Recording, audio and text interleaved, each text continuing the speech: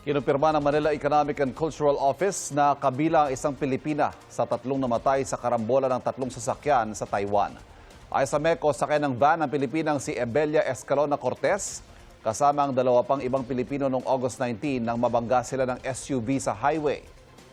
Base sa kuha ng CCTV, nakahinto noon sa highway ang van dahil sa naunang kinasangkotang banggaan kasama ang isang kotse.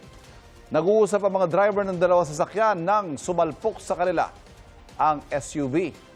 Ayon sa anak ng 62 anyos na si Cortez, naipit ang kanyang ina sa upuan, nabali ang tadyang at na-cardiac arrest.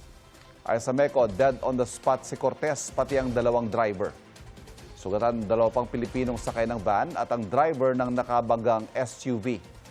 Nakauwi na raw sa Pilipinas noong linggo ang dalawang nasugatang Pilipino. Nakatakda namang iuwi sa bansa ang labi ni Cortez sa August 30.